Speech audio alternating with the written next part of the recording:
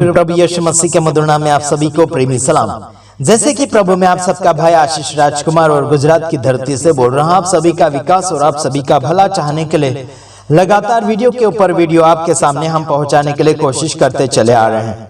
बीते हुए दिनों से लेकर आज तक आपको सुनने में नजर आ रहा होगा कि जगह जगह बारिश के कारण कहीं पुल टूट गए, कहीं घर डूब गए और कहीं लोग बेघर हो चुके हैं। और दिल्ली में ज्यादातर बारिश हो रही है, यानी कि लाल किला के आजू बाजू में बहुत सी बारिश हो रही है। यानी कि दिल्ली के अंदर ज्यादा बारिश का क्या बोलना चाहिए, घर डूबना और बहुत कुछ हंगामा, लोगों को अशांति छाई हुई है। आपको एक बार और बताना चाहता हूं, ऐसे न्यूज के ऊपर लोग बहुत से ध्यान दे रहे हैं, लेकिन क्या उनकी सहायता मदद करने के लिए क्या कोई कोशिश कर रहा है?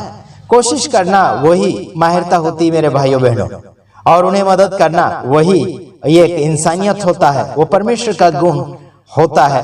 तो आइए हम आपको एक और बात बताना चाहते हैं कि जहां पर हंगामा हो रहा है, जहां पर नुकसानी हो रही है, वहां पर बस नजरअंदाजा करके छोड़ दिया जा रहा है। और एक और बात बताना चाहता हूं, मसीह लोगों के ऊपर और मुस्लिम लोगों के ऊपर भी ज्यादातर विरोध हो रहे हैं। हालांकि जानबूझकर झगड़ा लेने के लिए, मोल लेने के लिए कोशिश कर रहे हैं। आपको एक और बात बताना चाहता हूं, जिस इंसान के अंदर इंसानियत नहीं है वो इंसान क्या करता है, और जिस इंसान के अंदर इंसानियत है, परमेश्वर का गुण और उनके अंदर कृपा भरी हुई, वो इंसान क्या करेंगे, आपको हम कुछ और बातें बताना चाहेंगे। वीडियो जरूर पूरा देखना, आधा अधूरा देखने से आपको कुछ समझ में नहीं आएगा। तो आइए हम देखते हैं नीति वचन उसका 10 अध्याय उसका 9 वचन में हम देखना चाहेंगे। कुछ और बातें आप पढ़ लेना चाहिए। हाँ जी, पढ़ना है आपको नीति वचन 9 यानी कि 10 का 9 वचन आपको पढ़ना है, लेकिन कुछ मैं आपको पढ़कर सुनाना चाहूंगा। जो खराई से चलता है उसके जीवन में क्या होता है, वह निडर रहता है। क्या रहता है? जो खराई से जो इंसान चलता है वो कभी डरता नहीं है, बिना डर के साथ जिंदगी जीता है, चाहे वो दुनिया का हो गया चाहे स्वर्ग का हो गया। लेकिन कोई भी प्रकार का वो आगे यानी कि आगे बढ़ने के लिए वो कंजूसी नहीं करेगा या फिर पीछे नहीं मुड़ेगा। आपको एक और बात बताना चाहता हूं, स्वर्ग में जाने के लिए या फिर नर्क में जाने के लिए लोगों को मेहनत करना पड़ता है। कौन सा मेहनत? जब इंसान पाप करता है तो नरक का रास्ता बनाता है, जब इंसान पुण्यता करता है तो वो स्वर्ग की ओर रास्ता बना लेता है। तो आइए देखते हैं, जो खराई से चलता है वो निडर चलता है, मतलब उसके अंदर कोई भी प्रकार का डर नहीं छाया हुआ रहता है। हालांकि बस परमेश्वर के ईमानदारी से, परमेश्वर के डर से ही आगे की ओर बढ़ता है, बल्कि दुनियादारी का कोई भी प्रकार का डर उसके अंदर नहीं छाया हुआ आपको नजर आएगा। वो खराई से चलता है। कैसे चलता है? खराई से चलता है, हर बार सच बोलेगा, खरा बोलेगा, आगे की ओर बढ़ता चला जाएगा। जो पीछे यानी कि जो पीछे बीत चुका है उसकी ओर नहीं, बल्कि आगे की ओर देखता चला जाएगा, उसे कहते हैं खराई की ओर चलने वाला व्यक्ति। दुनिया के साथ मिलजुल कर चलेगा या फिर दुनिया के साथ अपने जीवन को बर्बाद करते हुए जिएगा, वो इंसान दुचिता होता है, मतलब दो मन वाला, दो विचार वाला व्यक्ति होता है। जो खराई से चलता है वो कभी डरता नहीं, आगे की ओर बढ़ता चला जाता है। आइए देखते हैं, जो टेढ़ी चाल जो चलता है, जो खराबी चाल चलता, जो मिलावटी जीवन जीता है, उसके बारे में हम आगे की ओर बताएंगे। परंतु जो टेढ़ी चाल चलता है उसकी चाल प्रकट हो जाती है। समझ में आ रहा कि नहीं आ रहा मेरे भाइयों बहनों? जो टेढ़ी मेढ़ी चाल चलता है, जो गलत चालबाजी करता है, जो धोखेबाजी करता है, जो पापबाजी कर रहा है, उसकी चाल नजर आ जाती है और सामने वो पकड़ा भी जाता है। जैसे कि उसको लगता होगा कि टेढ़ी चाल चल रहा है तो कोई उसके ऊपर नजर नहीं डाल रहा है, ऐसे उसे लगता है। लेकिन मेरे भाइयों बहनों, आपके ऊपर हजारों और करोड़ों लोग नजर डालने वाले हैं, क्योंकि आप आगे की ओर परमेश्वर की बातें बता रहे हैं या फिर उसके अनुसार आप चल रहे हैं। तो आपकी चालों को पहचान कर लोग प्रूव कर देंगे कि आप किस टाइप के व्यक्ति है। आइए आगे और एक बार और फिर पढ़ता हूं। जो टेढ़ी चाल चलता है, जो मतलब कोई भी, चाहे धार्मिक हो गया, नास्तिक हो गया या फिर राजनीतिक हो गया, चाहे वो टेढ़ी चाल चलता हो तो उसे छिपाया नहीं जाएगा बल्कि प्रकट कर दिया जाएगा। चाहे वो बड़ा हो या छोटा हो, उसके कर्म उसे आगे या पीछे करवाते हैं। देखिए, जो टेढ़ी चाल चलता है उसकी चाल प्रकट हो जाती है। टेढ़ी चाल चलने से आप प्रकट हो जाएंगे, क्योंकि आपके गुण टेढ़ा मेढ़ा आपको घुमाते चले जा रहे हैं और झूठ के ऊपर झूठ बुलवाता है और दगेबाजी और गद्दारी के ऊपर गद्दारी करवाता चला जाता है वो आपका चाल। तो सुधार लीजिए आपका चाल। अगर टेढ़ा मेढ़ा होगा तो सीधा सीधा कर लीजिए, उसी में आप सबका भला और आप सबका फायदा होता चला जाएगा। जैसे कि राजनीतिक भी टेढ़ी चाल चल रहे हैं तो उनके खिलाफ में लोग ऑब्जेक्शन उठा रहे हैं और उसके खिलाफ में बहुत कुछ बातें आ रही है, समाचार के ऊपर समाचार आ रहा है।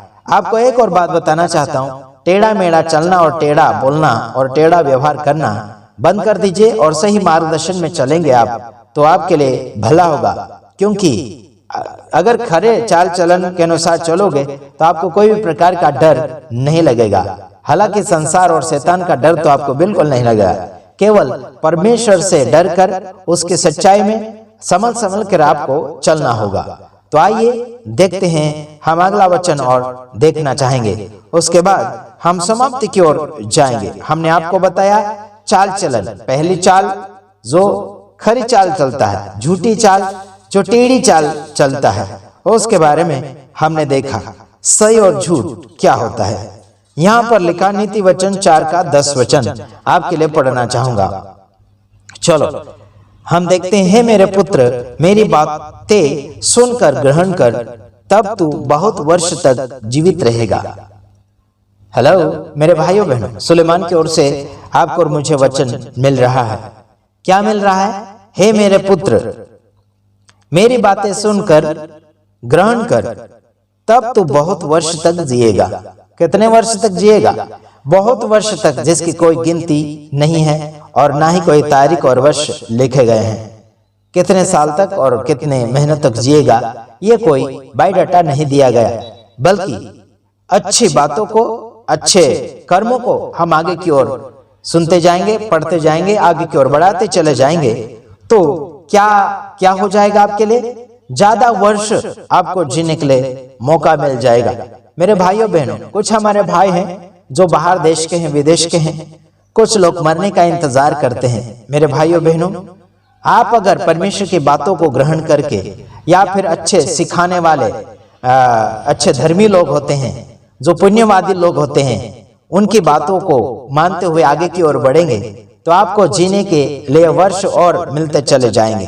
हालांकि कोई सेवक अच्छा सिखा रहा है, उसकी बातों को मान लीजिए, है ना। अच्छा कोई धार्मिक गुरु परमेश्वर के वचन सिखा रहे हैं तो उनकी बातों को मानने के लिए आप राजी हो जाइए, आगे की ओर बढ़िए। जैसे नीति वचन के द्वारा, है ना, सुलेमान के द्वारा हमें कुछ बातें मिलती है, जैसे कि आपको वो आगे की ओर जिंदगी जीने के लिए मौका प्रदान मिल सकता है, हो सकता है। तो आपको क्या करना चाहिए? जो व्यक्ति महापुरोहित होते हैं, जो बुजुर्ग होते हैं, अच्छे ज्ञानी होते हैं और अच्छे प्रचलित होते हैं, जाने माने होते हैं, जिनका कदर किया जाता है, उनका आप मानिए, आगे की ओर बढ़िए। सुलेमान के द्वारा आपको और मुझे वचन ये मिल रहा है कि उनके वचनों को, उनकी बातों को हम माने और समझे और आगे की ओर बढ़े और अच्छे वर्ष आपको और मुझे मिल सकते हैं। अच्छी बातें लागू करेंगे तो ज्यादातर टिक भी पाएंगे। तो आइए अगला वचन हम देखना चाहेंगे, नीति वचन उसका 4 का 13 वचन। शिक्षा को पकड़े रह, उसे छोड़ न दे, उसकी रक्षा कर, क्योंकि वही तेरा जीवन है। क्या करना चाहिए आपको और मुझे? शिक्षा को पकड़े रहना चाहिए, उसे छोड़ना नहीं चाहिए, और वही आपका और मेरा जीवन है। वही आपका और मेरा क्या है? जीवन है। शिक्षा अगर नहीं है तो आगे जाने में सक्सेसफुल नहीं हो पाते। जैसे कि कुछ लोग अनपढ़ होते हैं, ना पढ़े लिखे होते, अज्ञानी होते हैं, कोई नॉलेज ना होने के कारण आगे की ओर नहीं बढ़ पाते हैं और दूसरे का सहारा लेने के लिए उसे मजबूर होना पड़ता है। मेरे भाइयों बहनों, उसी प्रकार से यहाँ लिखा गया है कि शिक्षा को पकड़े रहो। क्या करना चाहिए? शिक्षा को पकड़ के रखना चाहिए, लागू करके रखना चाहिए, ताकि आगे की ओर आपको और मुझे क्या हो जाएगा? टेका मिलेगा। और आगे कई लोगों के साथ आप उठना बैठना भी कर सकते हैं शिक्षा के कारण। शिक्षा नहीं तो आपके लिए और हमारे लिए भी एक हानिकारक हो सकता है। तो आइए, मैंने इतनी बातें आपको बताया है, शिक्षा को पकड़े रखना है ना। जो ज्ञान होता है उस ज्ञान को भी आपको लागू करते हुए आगे की ओर बढ़ते चला जाना चाहिए। जो बड़े पिता समान होते हैं, माँ बाप समान होते हैं, भाई बहन समान होते हैं, उनको आदर करिए और उनकी बातों को भी अच्छी होगी तो जरूर आप लागू करने के लिए कोशिश करें। तो आइए हम यहीं पर समाप्त करते हैं। हम दूसरे वीडियो में आ रहे हैं, तब तक ले हम आपसे विदाई लेना चाहते हैं। God bless you. आमीन।